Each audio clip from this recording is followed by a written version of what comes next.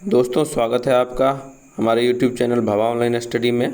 आज हम लोग करंट अफेयर सीरीज के दूसरे प्रैक्टिस सेट को देखेंगे, जिसमें कि पिछले सेट की तरह ही 50 प्रश्न रहेंगे। टोटल 25 सेट हम लोग करेंगे, जिसका कि प्रैक्टिस सेट दूसरा अभी आपके सामने है। चलिए इसको देख लेते हैं। आप ध्यान देंगे, अब जो भी इस पर विश्लेषण करेंगे हम लोग, ताकि आपको प्रश्न ज़्यादा से ज़्यादा समय तक याद रह सके। ठीक है, चलिए देखते हैं। पहला प्रश्न है, 15 सितंबर 2020 को लोकसभा में संसद के वेतन में कटौती का बिल पारित किया गया। इसके तहत एक वर्ष तक उनके वेतन में कितने प्रतिशत की कटौती होगी? तो उनके वेतन में जो है कोविड-19 के कारण कुछ कटौती की गई है, जो कि 30% होगी, और एक वर्ष तक जो उनका वेतन होगा उसमें से 30% उनको कम मिलेंगे।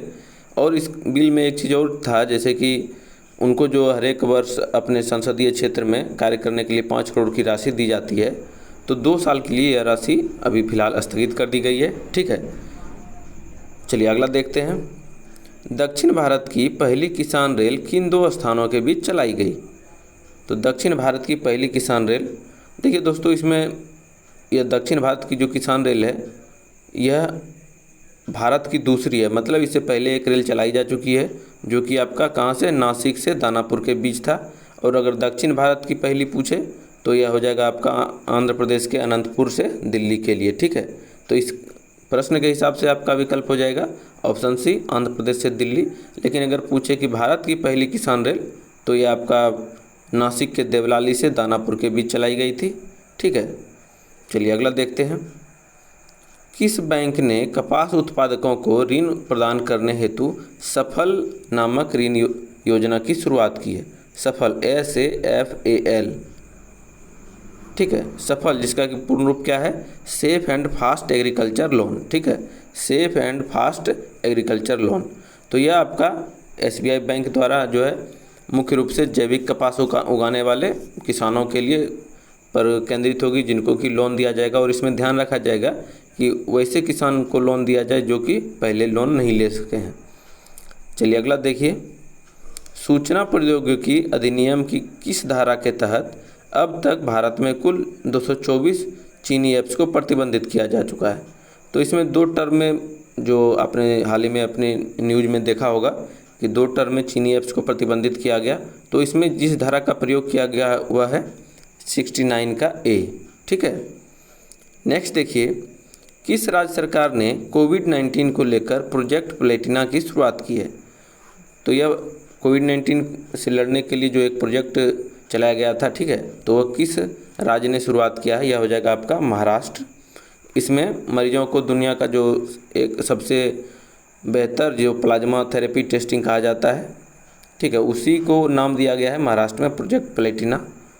नेक्स्ट है, एशिया का सबसे बड़ा solar plant Rewa solar plant किस राज्य में स्थापित किया गया? तो रीवा सोलर प्लांट जो है ये आपके मध्य प्रदेश राज्य में, ऑप्शन डी में दिया हुआ है। ठीक है, यह आपके मध्य प्रदेश राज्य में लगाया गया, जिसका उद्घाटन की हाल ही में प्रधानमंत्री नरेंद्र मोदी जी द्वारा किया गया, जिसमें कि 750 मेगावाट इसका क्षमता है। ऊर्जा उत्पादन करने की क्षमता कितनी है? 750 मेगावाट। चलिए अगला देखिए।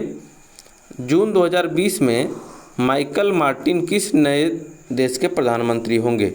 ठीक है, माइकल मार्टिन किस देश के नए प्रधानमंत्री होंगे? इसका आंसर हो जाएगा आपका Ireland, option C. Michael Martin जो है आयरलैंड के प्रधानमंत्री होंगे। नेक्स्ट है, किस राज्य में 150 से अधिक लाइकेन प्रजाति के साथ भारत का पहला लीचेन पार्क, यहाँ पर लाइकेन पार्क होगा, लाइकेन पार्क। ठीक है, लाइकेन पार्क स्थापित किया गया है। तो यह किया गया है आपका उत्तराखंड के वन विभाग द्वारा किया गया है। जगह का नाम भी याद कर रख लीजिए आप, पिथौरागढ़। कहाँ? पिथौरागढ़, उत्तराखंड के पिथौरागढ़ में। तो आप जानते होंगे कि जो भी भारत में वनस्पति पाई जाती है, लाइकेन जो पाए जाते हैं, तो उत्तराखंड और हिमाचल प्रदेश क्षेत्र में ज़्यादा पाए जाते हैं। ठीक है, तो इसमें से उत्तराखंड में लाइकेन पार्क की स्थापना की गई है। उत्तराखंड के मुख्यमंत्री कौन है? तो उत्तराखंड के मुख्यमंत्री हैं त्रिवेंद्र सिंह रावत, और वहाँ की राज्यपाल है बेबी रानी मौर्य।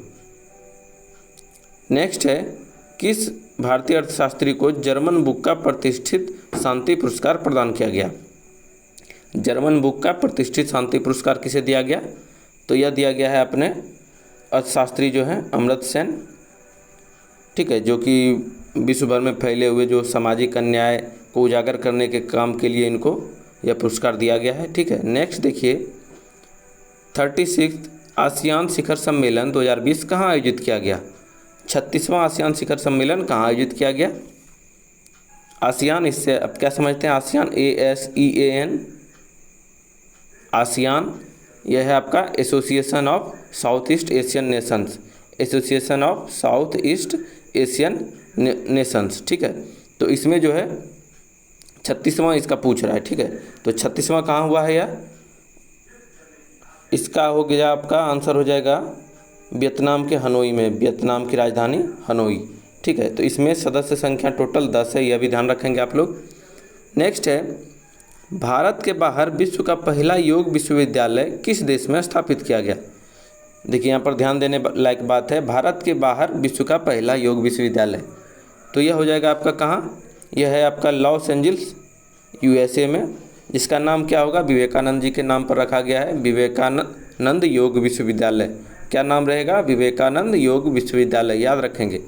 चलिए अगला देखिए, हाल ही में किस अंतरिक्ष एजेंसी के मुख्यालय का नाम मैरी जैक्सन के नाम पर रखने का निर्णय लिया गया है? मैरी जैक्सन के नाम पर, ठीक है। इसका क्या हो जाएगा? यह हो जाएगा नासा, ऑप्शन बी में, ठीक है। नासा ने जो है पहली अफ्रीकी अमेरिकी महिला इंजीनियर जो कि मैरी जैक्सन थी, उनके नाम पर वहाँ के मुख्यालय भवन का नाम जो है रखने का निर्णय लिया है, ठीक है। अगला देखिए, ई पंचायत पुरस्कार 2020 में किस राज्य को प्रथम स्थान प्राप्त हुआ है? ई पंचायत, तो इसमें क्या आंसर हो जाएगा आपका? आंसर है इसका हिमाचल प्रदेश, ऑप्शन ए। ई पंचायत में यह किसके द्वारा दिया जाता है? तो यह दिया जाता है आपका केंद्रीय पंचायती राज मंत्रालय द्वारा, इसको भी ध्यान में रखेंगे। केंद्र के द्वारा जो मंत्रालय है पंचायती राज के लिए, उसी के द्वारा दिया जाता है और प्रथम स्थान इसमें हिमाचल प्रदेश को प्राप्त हुआ है। चलिए नेक्स्ट देखिए, 20 जून 2020 को मनाए गए विश्व शरणार्थी दिवस का थीम था। विश्व शरणार्थी दिवस कब मनाया जाता है? तो यह मनाया जाता है 20 जून को, ठीक है। तो इसका थीम क्या था इस बार? इस वर्ष इसका थीम था एवरी एक्शन काउंट्स, ठीक है, एवरी एक्शन काउंट्स। तो ध्यान में रखेंगे वर्ल्ड रिफ्यूजी डे कब मनाया जाता है? 20 जून को। नेक्स्ट है invincible A tribute to Manohar Parrikar, तो किसके द्वारा लिखी गई है यह पुस्तक? यह लिखी गई है आपके, एक ऑप्शन नीचे चला गया दोस्तों, खैर कोई बात नहीं, आंसर आपका यही है, तरुण विजय, बी नंबर होगा, तरुण विजय लिखी गई है, जिसका कि विमोचन किसने किया था? राजनाथ सिंह ने किया था, जो कि वर्तमान में रक्षा मंत्री हैं। और यह पुस्तक जो है पूर्व रक्षा मंत्री, मतलब गोवा के पूर्व मुख्यमंत्री मनोहर पर्रिकर, या अपने देश के पूर्व रक्षा मंत्री मनोहर पर्रिकर, उन्हीं को लेकर के यह पुस्तक है। नेक्स्ट है कोनेरू हम्पी का संबंध किस खेल से है? तो कोनेरू हम्पी का संबंध जो है यह आपका शतरंज से है, ऑप्शन सी में है। और यह जो है किस राज्य से संबंधित है, इसको भी ध्यान में रखेंगे, यह आंध्र प्रदेश से संबंधित है, ठीक है। यह एक महिला खिलाड़ी है, शतरंज की महिला खिलाड़ी कौन है? कोनेरू हम्पी। इसका बहुत प्रश्न पिछले एग्जाम में भी आ चुका है।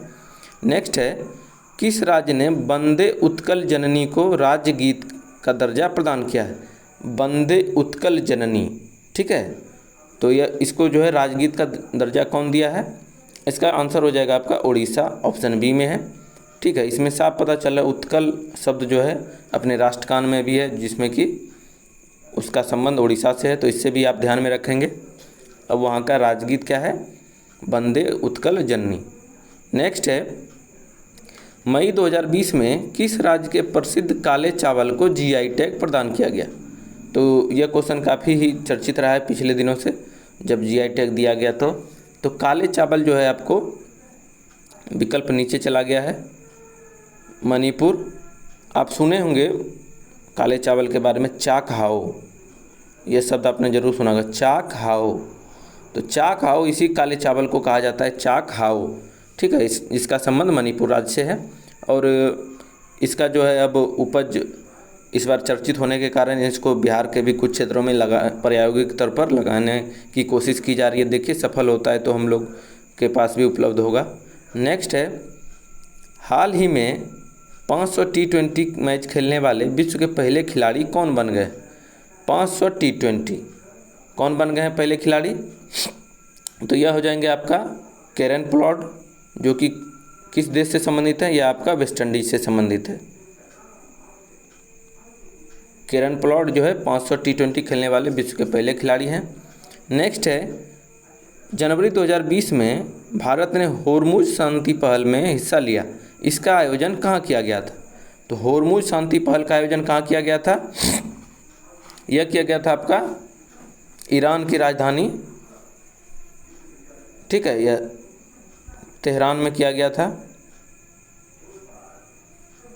इसको ध्यान में रखेंगे, जो कि होर्मुज जल संधि, जो कि आप पहले भी पीछे पढ़ चुके होंगे। यह जल संधि जो है फारस प्लस ओमान, मतलब फारस और ओमान के बीच स्थित है होर्मुज जल संधि, ठीक है। तो इसमें से जो भारत में जो तेल आता है, जो भी पेट्रोलियम आता है, वह उसका जो है लगभग आपका 60% के आसपास इसी रूट से आता है, ठीक है। तो यह इसका संबंध कहाँ से है? ईरान से, ठीक है। नेक्स्ट है, वर्ष 2023 में पुरुष हॉकी विश्व कप का आयोजन कहाँ किया गया? 23 में पुरुष हॉकी विश्व कप कहाँ किया जाएगा? यह किया जाएगा आपका भारत में, इसको ध्यान में रखेंगे। 23 में पुरुष हॉकी विश्व कप का आयोजन कहाँ होगा? तो भारत में होगा। नेक्स्ट है, भारत का पहला जीवित, यहाँ पाल कला नहीं पाक कला होना चाहिए, पाक कला संग्रहालय किस राज्य में स्थापित किया गया?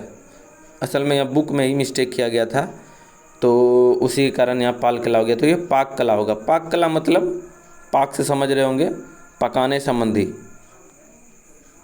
भोजन पकाने संबंधित कला का संग्रहालय जो है यह आपका कहाँ किया गया है?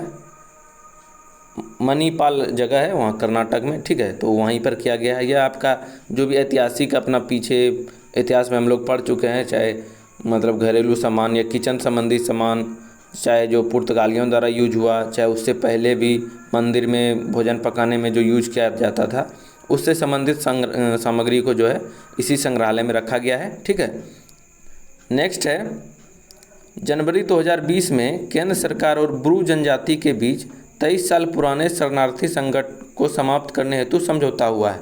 ब्रू जनजाति का संबंध किस राज्य से है? तो यह जो है मामला पिछले 23 साल से चला आ रहा था, ठीक है, तो इसको समझाने का सुलझाने का प्रयास हुआ है। तो ब्रू जनजाति का संबंध पूर्वोत्तर राज्य के मिजोरम और त्रिपुरा दोनों राज्य से संबंधित है। ऑप्शन डी में दिया हुआ है, बी और सी दोनों।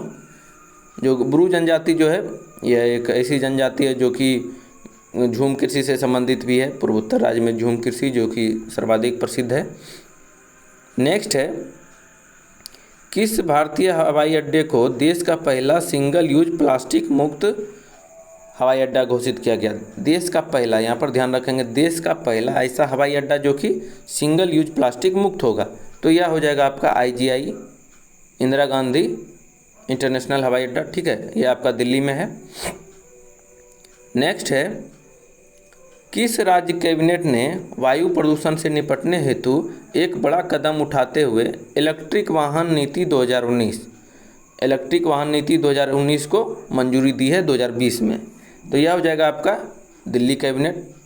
इलेक्ट्रिक वाहन की समस्या ज़्यादातर वहीं से शुरुआत हुई थी, ताकि मतलब कि बाकी के डीजल और पेट्रोल के वाहन को कम करके इलेक्ट्रिक वाहन को प्रोत्साहन देने के लिए दिल्ली सरकार ने जो है इलेक्ट्रिक वाहन नीति 2019 को अनुमति दे दी है, ठीक है। नेक्स्ट है, देश में पहली बार आयोजित किए जा रहे खेलो इंडिया यूनिवर्सिटी गेम्स का शुभारंभ किस राज्य में किया गया? तो खेलो इंडिया यूनिवर्सिटी गेम का शुभारंभ कहाँ किया गया? ये आपके ओडिशा के भुवनेश्वर में।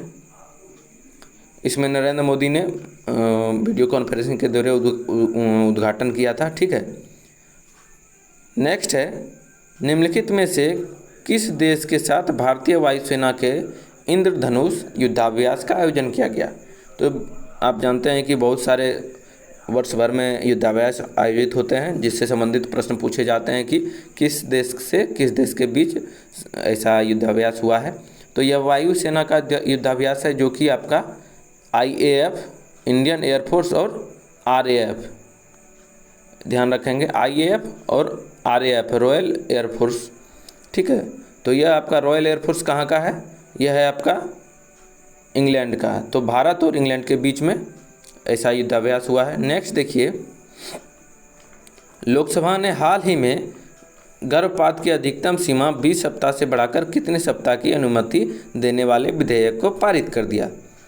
तो पहले गर्भपात की सीमा जो थी 20 सप्ताह था न्यूनतम अधिकतम सीमा, अब उसको बढ़ा करके 24 सप्ताह कर दिया गया है। नेक्स्ट देखिए, मणिपुर में विश्व का सबसे ऊंचा रेलवे पुल निर्मित किया जा रहा है।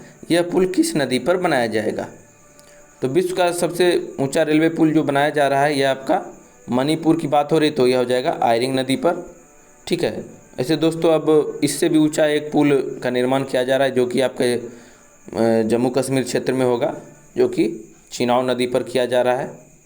ठीक है, तो इसकी आयरिंग नदी पर जो बनाया जा रहा था उसकी ऊंचाई 141, और जो चिनाब नदी पर बनाया जा रहा है यह आपका 359 हो जाएगा। ठीक है, तो मणिपुर पूछा जा रहा है तो आयरिंग हो जाएगा, और पूरे विश्व में पूछा जाएगा तो फिर चिनाब हो जाएगा। ठीक है, नेक्स्ट है, भारत में पहली किसान रेल का परिचालन किन 2 स्थानों के बीच किया गया? दोस्तों हमने पिछले क्वेश्चन में देख चुके हैं हम लोग कि दक्षिण भारत की पहली किसान रेल तो वो था अनंतपुर से दिल्ली, आंध्र प्रदेश और दिल्ली के बीच, और यहाँ पर पूछ रहा है पहली किसान रेल भारत की, तो यह हो जाएगा कहाँ? आपको बता चुके हैं, देवलाली से दानापुर, नासिक के देवलाली से दानापुर। नेक्स्ट है, वर्ष 2020 में अमेरिका में होने वाले राष्ट्रपति चुनाव में किस भारतीय मूल की महिला को उम्मीदवार के रूप में चुना गया? तो यह जो उम्मीदवारी तय की गई है यह काफ़ी चर्चित रही थी। ठीक है, तो जिसमें कि भारतीय मूल की महिला को डेमोक्रेटिक पार्टी द्वारा जो है डोनाल्ड ट्रंप के विरुद्ध उतारा गया है, जो कि कमला हैरिस हैं। ऑप्शन बी हो जाएगा। नेक्स्ट है, ध्यान रखेंगे उसमें पिछले क्वेश्चन में कि कमला हैरिस को किस पार्टी ने डोनाल्ड ट्रंप के विरुद्ध उतारा है, तो यह हो जाएगा आपका डेमोक्रेटिक। नेक्स्ट है, केंद्रीय आवास और शहरी मामले मंत्रालय द्वारा जारी स्वच्छ सर्वेक्षण 2020 के तहत किस शहर को प्रथम स्थान प्राप्त हुआ है? तो स्वच्छ सर्वेक्षण की शुरुआत जो है 2016 में नरेंद्र मोदी द्वारा की गई थी। तो यह चौथा स्वच्छ सर्वेक्षण था, जिसमें कि इंदौर लगातार चौथा वर्ष भी प्रथम स्थान पर रहा है। ठीक है, नेक्स्ट देखिए, हाल ही में किस देश ने महात्मा गांधी की तस्वीर को अपने देश के सिक्कों पर अंकित करने की घोषणा की है? तो अपने भारत से बाहर कौन ऐसा देश है जो कि महात्मा गांधी की तस्वीर को अपने सिक्के पर अंकित करेगा? यह है आपका ब्रिटेन। जिसके विरुद्ध गांधी जी ने लड़ाई लड़ी वही अब गांधी जी की तस्वीर को अपने मुद्रे पे अंकित कर रहा है, जो कि भारतीयों के लिए एक उपलब्धि है। नेक्स्ट है, लेबनान में हुए भारी विस्फोट के बाद प्रधानमंत्री हसन दियाब के इस्तीफे के पश्चात किसे वहां का प्रधानमंत्री नियुक्त किया गया?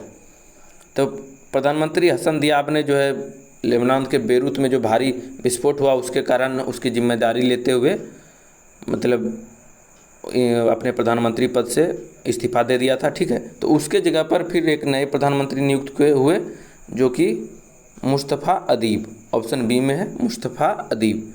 ध्यान रखेंगे, दियाब गए अदीब आए। ठीक है, नेक्स्ट है, भारत का पहला अंतर्राष्ट्रीय महिला व्यापार केंद्र किस राज्य में स्थापित किया जाएगा? अंतर्राष्ट्रीय महिला व्यापार केंद्र यह हो जाएगा आपका केरल में, केरल के काकीनाडा में किया जाएगा। इसको ध्यान में रखें, काकीनाडा। यह जो है संयुक्त राष्ट्र का एक कार्यक्रम है यूएनओ का, जिसके तहत की विकास लक्ष्य की प्राप्ति के लिए अंतर्राष्ट्रीय महिला व्यापार केंद्र की, और भारत में ऐसा पहला ऐसा कोई केंद्र है जो कि सिर्फ महिला के व्यापार में सहयोग के लिए है। ठीक है, नेक्स्ट है, वर्ष 2021 में आयोजित होने वाले T20 वर्ल्ड कप की मेज़बानी किस देश को सौंपी गई है?